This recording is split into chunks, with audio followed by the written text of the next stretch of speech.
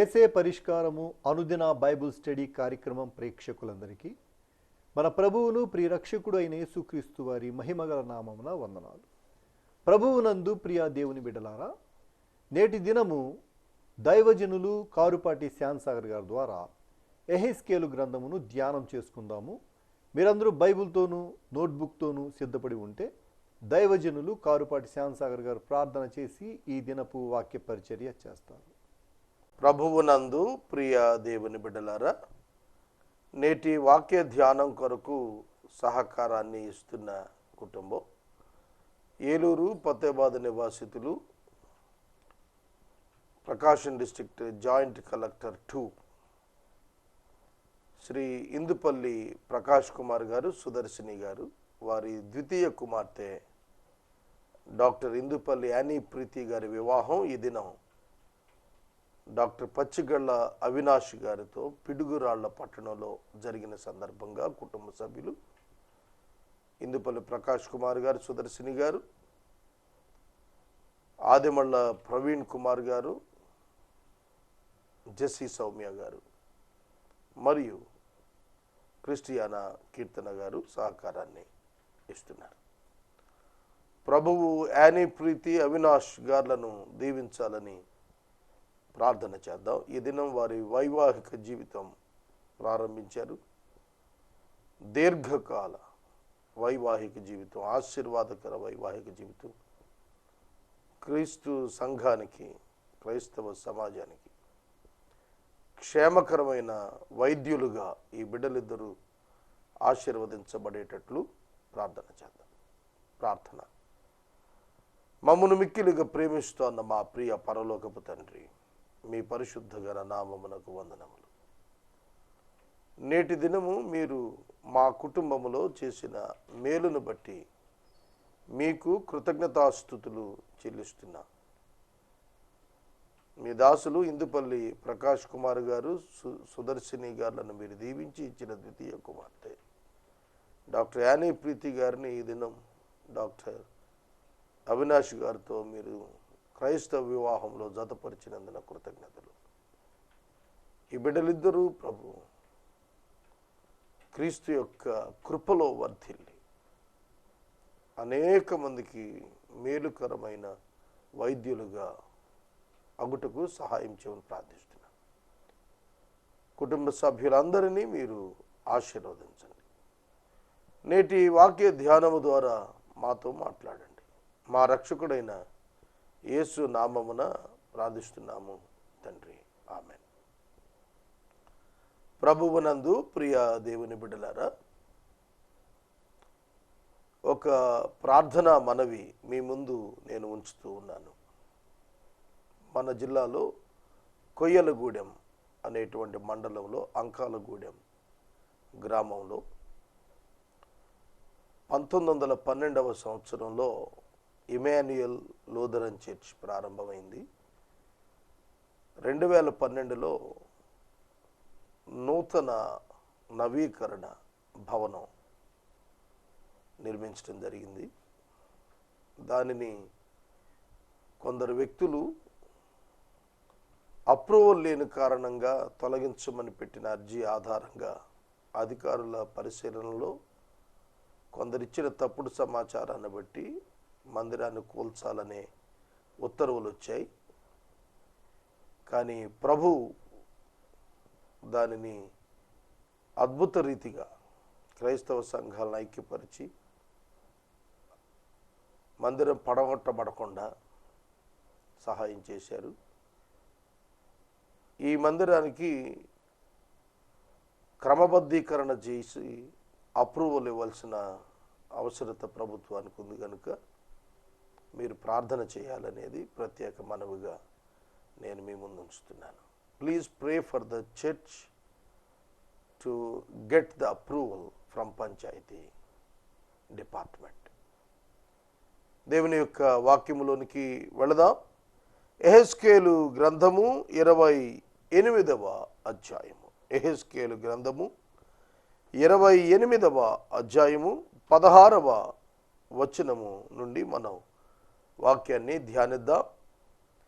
గత రాత్రి ప్రధాన దూతగా ఉండి ఆధిక్యత నొందిన అభిషేకము చేయబడిన కెరూబుగా ఉండి దేవుని అంత అభిప్రాయం కలిగి ఉండి దేవుని చేత ప్రత్యేకమైన గాన పరిచర్య కొరకు నియమించబడి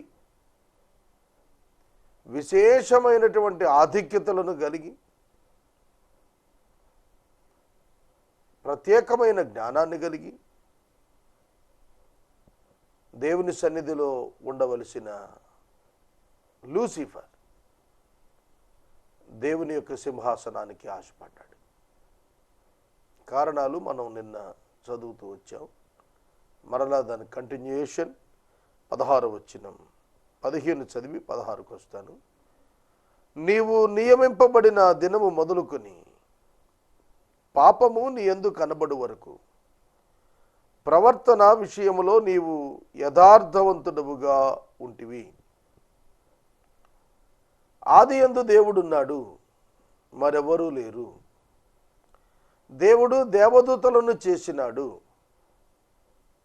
దేవదూతలను ఆత్మజీవులుగా చేశాడు, పరిశుద్ధులుగా చేశాడు. పాపము లేదు. అప్పుడు సాతానుడు అనగా అపవాది అనగా లూసిఫర్ ప్రధాన దూత దేవునిపై తిరుగుబాటు చేసినప్పుడు వారి హృదయములో కలిగినదే పాపము. రిజెక్షన్ ఆఫ్ గాడ్స్ కంట్రోల్, దేవుని నియంత్రణను, దేవుని అధికారమును తిరస్కరించుట పాపము. తాను దేవుని వలె అవ్వాలి అనే అభిప్రాయానికి వచ్చుట పాపము. దురాశ గర్భము ధరించి పాపమును కనును.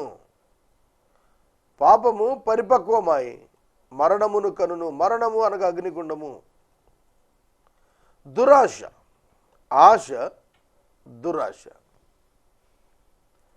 ఒక రాజు ఉన్నాడు అనుకోండి, ఒక మహాచక్రవర్తి ఉన్నాడు, అతని ద్వారపాలకుడు ఉన్నాడు. రాజు ప్రతిదినము మహాఘనత నొందుతూ సంచరించుట, పనిచేయుట చూస్తున్న ద్వారపాలకుడు నేను కూడా అలా అయిపోవాలి అని కోరుకోవటం దురాశ. అర్థమవుతుందా? ద్వారపాలకుడు ఎక్కడ, రాజు ఎక్కడ? పౌరుషంలో, జ్ఞానంలో, తెలివితేటల్లో, సమర్పణలో, డెడికేషన్లో, కమిట్మెంట్లో అతనితో ఏం పోలిక? కానీ నేను రాజు అయిపోవాలి, నేను చక్రవర్తి అవ్వాలి. దురాశ. ఇది గర్భాన ధరిస్తే ద్వారపాలకుడు ఎంతకైనా దిగిస్తాడు, ఎంతకైనా దిగిస్తాడు. కనుక హృదయములో అనుకొనుట దురాశతో ప్రారంభమైతే తిరుగుబాటుతో అది బయటపడుతుంది.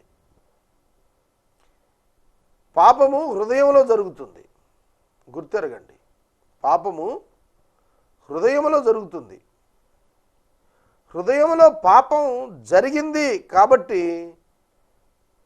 బాహ్యమున దేవునిపై భౌతికంగా తిరుగుబాటు జరుగుతుంది. ఎప్పుడైనా అంతే.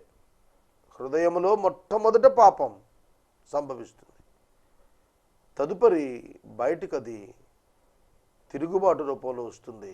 అప్పుడు అర్థమవుతుంది బయట వారికి. దేవునికి తలంపులో ఉన్నప్పుడే తెలిసిపోతుంది పాపం, ఎవరి పాపమైనా. కనుక మొట్టమొదట పాపము ఉత్పత్తి అయినది in the heart of the Lucifer. Lucifer హృదయములో ఉత్పన్నమైంది. ఆది నుండి పాపం లేదు. లూసిఫర్ పాపానికి దేవుడు క్షమాపణ ఇవ్వలేదు. జాగ్రత్తగా వినాలి. దేవదూతల పాపానికి దేవుడు క్షమాపణ ఇవ్వలేదు. శిక్ష ఖరారు చేశాడు, ఇంకా అమలుపరచవలెను, అమలుపరచాల్సి ఉన్నది. పేతురు పత్రికలో పేతురు గారు వ్రాశాడు, దేవదూతలు పాపము చేసినప్పుడు వారిని విడిచిపెట్టక తీర్పు దినము కొరకు కావలి చీకటి బిలమున కావలి ఉంచెను అని అన్నాడు. లూసిఫర్ ఎప్పుడైతే తన హృదయములోని మాట మిగతా దేవదూతలతో షేర్ చేసుకున్నాడో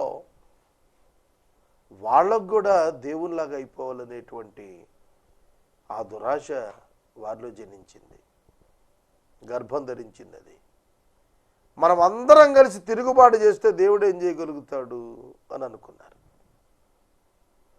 దేవునికి సర్వజ్ఞానం ఉన్నది, దేవునికి తెలిసింది. సృష్టికర్త ఆయన, సృష్టి దేవదూతలు. సృష్టం ఏం చేయగలుగుతుంది దేవుణ్ణి, సృష్టికర్తని? దేవుడు వారిని పడద్రోశాడు. పడద్రోసినప్పుడు కొందరిని బంధించాడు, కొందరిని విడిచిపెట్టాడు స్పేస్లో. ఎఫెసీ పత్రిక 6వ అధ్యాయం 12వ వచనంలో వాయుమండలంలో, ఆకాశ మండలంలో దురాత్మల సమూహాలు ఉన్నాయని కొన్ని రకాల దురాత్మలను గురించి వివరించాడు. కొన్ని వాయుమండలంలో తిరుగుతున్నాయి, కొన్ని బంధించబడ్డాయి. లూసిఫర్ వాటికి అధిపతిగా ఉన్నాడు. వాడి విద్యుత్ ధర్మం ఏమిటంటే, వాడి యాటిట్యూడ్ ఏమిటంటే దేవుని పోలికలో చేయబడిన మనిషిని పడగొట్టడం. చూడండి, ఆదాము నిర్మించబడ్డాడు. చివరి మానవుని వరకు కూడాను మానవులందరి మీద సాతాను తన యొక్క యత్నాన్ని కొనసాగిస్తాడు. ఆదాము ఫెయిల్ అయ్యాడు. అందుకే యేసుక్రీస్తు ప్రభువు వచ్చి పాపము వలన వచ్చేటువంటి జీతమైన మరణము నుండి మానవులందరినీ తప్పించి అగ్నిగుండంలో అపవాదిని అతని అనుచరులను వేసే వరకు కూడా మనుషులకు సువార్త ద్వారా రక్షించబట్టుకు అవకాశాన్ని ఇచ్చాడు. ఇది మనం అందరం తెలుసుకోవాలి. దేవదూతలు పడద్రోయబడినవి ఉన్నవి చూచారు, వాటి కొరకే అగ్నిగుండాన్ని దేవుడు సిద్ధం చేస్తున్నాడు తప్ప మానవుల కొరకు కాదు. మానవులందరూ రక్షించబడాలని దేవుని యొక్క ఆకాంక్ష, దేవుడికి ఇష్టం. కానీ అందరూ రక్షించబడరు, కొందరు అపవాదుని వెంబడించి వెళ్ళిపోతారు. దేవదూతలలో 2/3 వచ్చేశారు లూసిఫర్ పక్షంగా, దేవుని పక్షంగా 1/3 ఉన్నారు. ముగ్గురులో ఒకళ్ళు దేవుని వైపు, ఇద్దరు సాతాను వైపు వచ్చారు. ఇప్పుడు ప్రభువు యొద్ద ఉన్నది, సింహాసనం యొద్ద ఉన్నది పాపము చేయని దూతలు. పాపం చేసిన దూతలు తోసివేయబడ్డాయి. పరలోకములో ఉన్నటువంటి దేవదూతల సంఖ్యకు ఖచ్చితంగా రెట్టింపు వాయుమండలంలో, భూమండలంలో తిరుగుతున్నాయి. వాటికి అగ్నిగుండం తప్పదని వాటికి తెలుసు. కాబట్టి వాటితో పాటు మనుషులను కూడా అగ్నిగుండాన్ని తీసుకుపోవటానికి, అవిశ్వాసములోనికి మానవులను నడిపించటం వీటి యొక్క పని. ఇక నేను మరలా ఇది మీకు నేను తర్వాత చెప్పే అవకాశం ఉండదు ఈ వచ్చిన తర్వాత. అందుకే ముందుగా చెప్పి ఇప్పుడు రాత్రి చెప్పిన మాట కొనసాగింపు ఈ వచనం నేను ప్రారంభిస్తున్నాను. అయితే నీకు కలిగిన విస్తారమైన వర్తకము వలన నీవు లోపల అన్యాయము పెంచుకొని పాపము చేయుచు వచ్చితివి. గ్రామర్ గమనించాలి ఇక్కడ మీరు. లోపల పాపము చేయుచు వచ్చితివి, అన్యాయము పెంచుకున్నావు అన్నాడు. పాపానికి ముందు తలంపులలో అన్యాయము పెంచుకున్నావు. న్యాయము, అన్యాయము, ఇది చాలా అన్యాయం కదా అంటాం మనం. అంటే ఏంటంటే ఇది చేయకూడదు కదా. పరుని భార్యను చెరిచిన వ్యక్తిని ఏమంటాం? ఇది చాలా అన్యాయం కదా. దావీదు తనకు అనేక మంది భార్యలు ఉండగా తనకు అత్యంత నమ్మకస్తుడు, తన 30 మంది గొప్ప యోధులలో ఒకడు అయిన హిత్తీయుడైన ఊరియా భార్య అయిన బత్షెబాను మోహించి ఆమెను తెచ్చుకొని వ్యభిచరించాడు. ఇది అన్యాయం కాదు. దావీదుకి కోపం వచ్చింది. నాతాను ఈ మాట ఒక ఉపమాన రూపంలో చెప్పినప్పుడు దావీదు కోపం వచ్చింది. ఒకడికి అనేకమైన గొర్రెలుండగా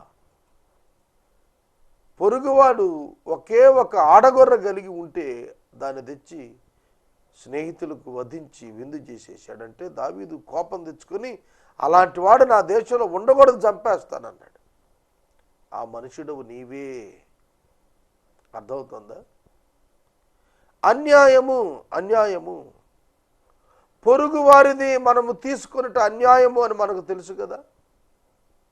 అన్యాయం లోపల పెంచుకున్నాడు. లోపల, లోపల కాదు, లోపల. బైబిల్లో తెలుగు భాషలో మంచి పదాలు వాడాడు, ఇంగ్లీష్ బైబిల్లో కామన్ వర్డ్సే వాడాడు. కానీ లోపల అనేటువంటి పదం the inner heart, the heart and the inner heart, అంతరంగము అనేటువంటి తర్జుమా మనం చూస్తాం. Deepest heart, deeply rooted in the heart. హృదయం లోపల అన్యాయము పెంచుకుంటూ వచ్చేసింది. సోదరుడా, సోదరి, అన్యాయమైన కాంక్ష వాడిలో జనించింది. అది ఎంత పెద్దదైపోయిందంటే తిరుగుబాటు చేసి పతనమయ్యే దుస్థితికి వచ్చేసింది. కనుక దేవుని పర్వతము మీద నీవు ఉండకుండా నేను నిన్ను అపవిత్రపరిచితిని. దేవుని పర్వతము, దేవుని సింహాసనము ఉత్తర సభా పర్వతం దిక్కున ఉన్నది. సభా పర్వతము, దేవుని పర్వతము, the meeting place of God. దేవుడు దేవదూతల సన్నిధి, అక్కడ ఆయన సింహాసనం ఉన్న చోటు. దేవుణ్ణి ఎవడు ఎన్నడూ చూడలేదు. ఆయన సింహాసనం మీద వెలుగు, మెరుపులు తప్ప మరొకటి కనబడలేదు. దేవుణ్ణి చూడలేక దేవదూతల కండ్లు కప్పుకున్నారు. ఎన్నడూ దేవుని చూడలేదు. ఎన్నడూ దేవుని చూడని లూసిఫర్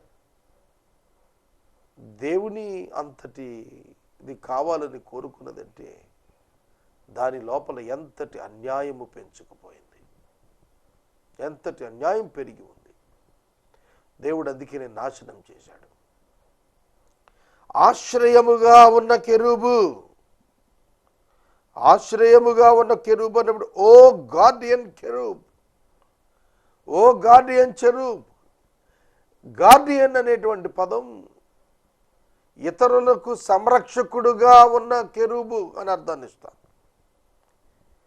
దూతలకు గార్డియన్గా దేవుడు ఏర్పాటు చేశాడు. ఒక బృందం ఇతని కింద ఉంది. He misused that. దాన్ని అతడు పాడు చేసుకున్నాడు, దుర్వినియోగం చేశాడు. కాలుచున్న రాళ్ల మధ్యన నీవిక సంచరింపవు. నిన్ను నాశనం చేసేశాను. నీ సౌందర్యం చూసుకొని నీవు గర్వించిన వాడవై, నీ తేజస్సు చూసుకొని నీ జ్ఞానమును చెరుపుకొంటివి. Underline this word.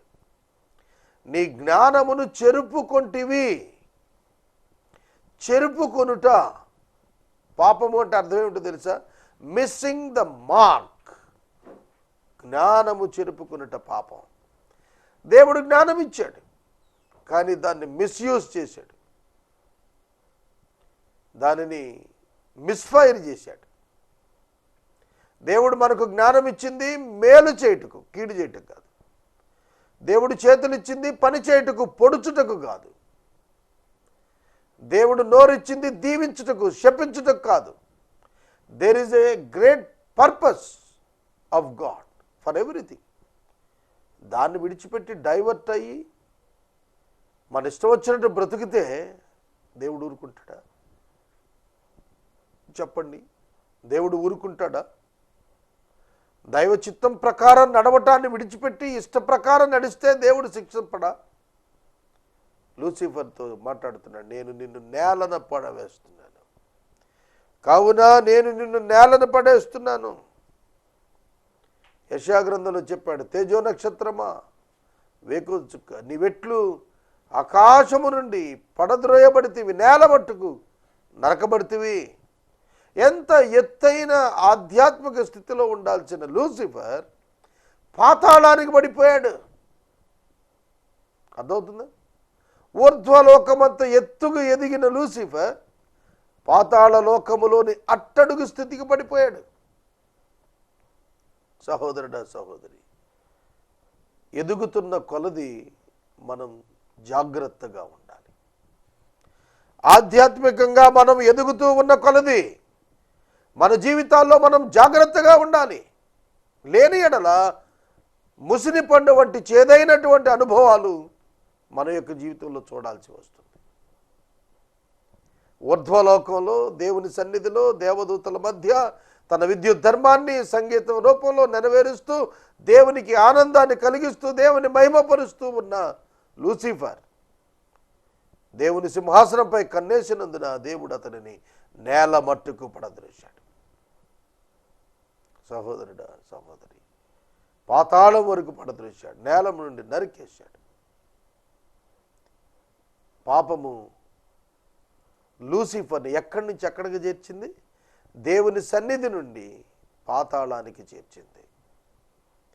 పాపము మానవుడిని కూడా దేవుని సన్నిధి నుండి తొలగించి అగ్నిగుండానికి చేరుస్తుంది. సహోదరుడా, సహోదరి, పాపము విషయంలో జాగ్రత్తగా ఉండాలి. రాజులు చూచుచుండగా నిన్ను హేళనకు అప్పగించెదను. ఇక్కడ రాజులు చూచుచూ ఉండగా నిన్ను హేళనకు అప్పగించెదను.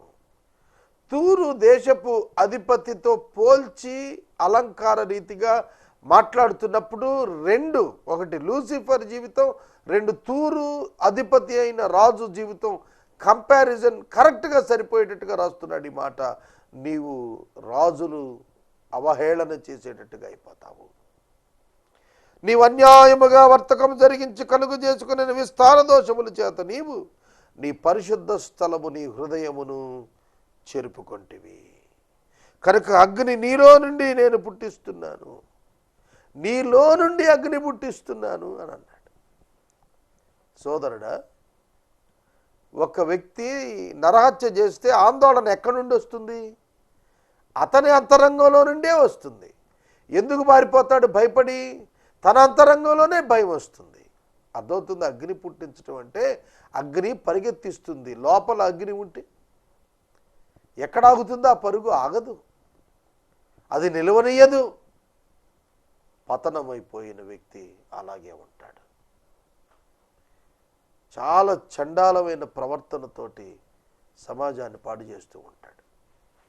వాక్యంలో చూడండి, రాజులు చూస్తుండగా నిన్ను హేళనకు అప్పగిస్తారు. అవమానము, సిగ్గు, భయము, ఆందోళన ఇవన్నీ కూడా అతని జీవితంలోకి వచ్చేసాయి. ఏదైనా వనములో ఆదాము కూడా కోరుకున్నది ఏమిటి? నేను దేవుని వలె మారాలి. లూసిఫర్ యొక్క తలంపే ఆదాము హవ్వలు కూడా చేశారు. నేను దేవునిలా మారిపోవాలంటే దేవుడైపోవాలి. దేవుడి వలే ఉన్నారు వాళ్ళు, కానీ దేవుడు అంతటి వాడవ్వాలనుకున్నారు. దేవుని పోలిక స్వరూపం కలిగిన ఆదాము హవ్వలు దేవుని లాగా అయిపోవాలనుకున్నారు. The same sin of the Lucifer Adam also committed. ఆదాము కూడా చేశాడు, హవ్వ కూడా చేసింది. అయినప్పటికీ దేవుడు మనుషులను కనికరించాడు. ఎందుకు? ఇది వీరి నుండి పుట్టిన తలంపు కాదు. They were motivated and sinned.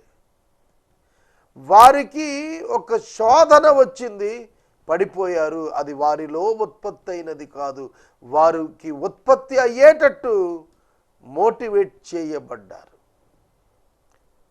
Somebody motivated them. అందుకే కనికరించాడు దేవుడు మానవులను.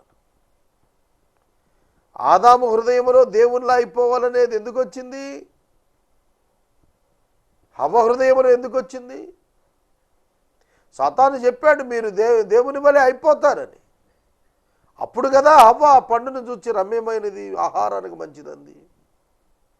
కాబట్టి మనం గుర్తెరగాలి సోదరుడా, సోదరి, వారు కనికరించబడటానికి కారణము దేవర్ డిసీటెడ్ బై లూసిఫర్. దేవుడు కనికరించాడు, వారికి శిక్ష విధించలేదు, వెంటనే తీర్పు తీర్చలేదు. ఆ తీర్పు వారి రక్షణార్థమై తన కుమారుడైన యేసుక్రీస్తు మీద మోపి వారు రక్షించబడటానికి మార్గాన్ని సుగమనం చేశాడు. ఇది సువార్త. తదుపరి వచనం, నీ పరిశుద్ధ స్థలమును చెరుపుకొంటివి, నీ పరిశుద్ధ స్థలమును చెరుపుకొంటివి. అర్థమైంది? పరిశుద్ధ స్థలమును చెరుపుకొంటివి అంటే హృదయం. హృదయం అండి, పరిశుద్ధ స్థలం ఏది? హృదయం. హృదయ శుద్ధి గలవారు ధన్యులు, వారు దేవుని చూస్తారు. హృదయ శుద్ధి పోయింది, దేవుని నుండి తొలగిపోయింది లూసిఫర్. హృదయ శుద్ధి పోయింది, దేవుని యొద్ద నుండి పారిపోయాడు ఆదాము.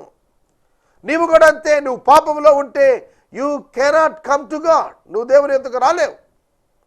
పశ్చాత్తాపడి రావాల్సిందే, పశ్చాత్తాపడి రావాల్సిందే. నిన్ను అగ్ని కాల్చేస్తుంది. జనులందరూ చూస్తూ ఉండగా దేశం మీద నిన్ను బూడిదిగా చేస్తాను. జనులలో నిన్ను ఎరిగిన వారందరూ నిన్ను గురించి ఆశ్చర్యపడతారు. నీవు బొత్తిగా నాశనమై భీతికి కారణముగా ఉంది. మహాప్రభావంతో వెలిగిపోయిన కొందరు వారి పతనమైన బ్రతుకుల చేత నాశనమైనప్పుడు, ఓ ఈ వ్యక్తి ఇలా అయిపోయాడేమిటి అని అనుకుంటారు. అవును కదా?